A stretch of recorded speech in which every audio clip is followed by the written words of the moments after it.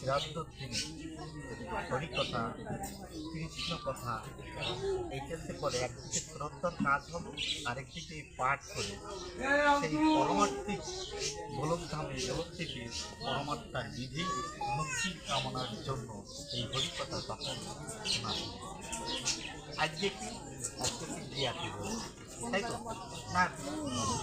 আজকে ক্রিয়া দিবস কি এদিনও যে হরিকথা কৃষ্ণ কথা বললে যে শুনবে না এমন কোনো কথা না, গ্রহণ করবে। কার উদ্দেশ্যে করছে? আজকে সেই কথা আমরা বলি।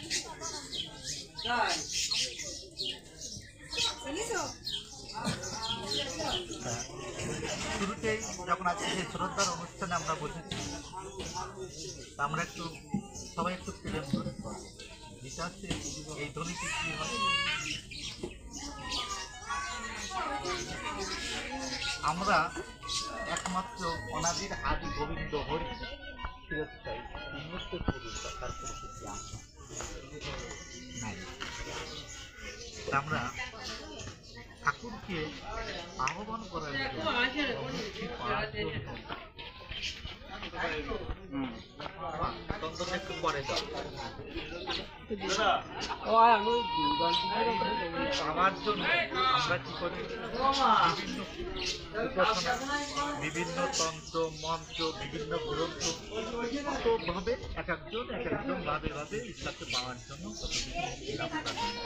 আমাকে সব কিছুর মূল কি? পরমাত্মার মুক্তি।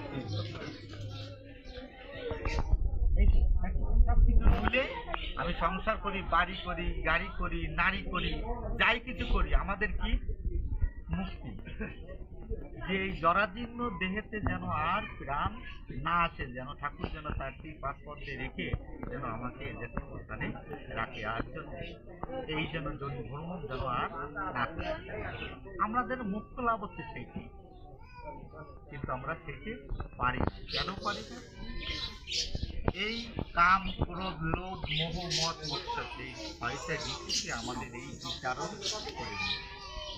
তাহলে এই ছয়টা রিপুর পরিত্রাণ করতে গেলে একটা হচ্ছে প্রেমধ্বনি দিতে, যে প্রেমধ্বনি দিলে এই ষড়রিপু সংযম, সেই প্রেমধ্বনিটা কি?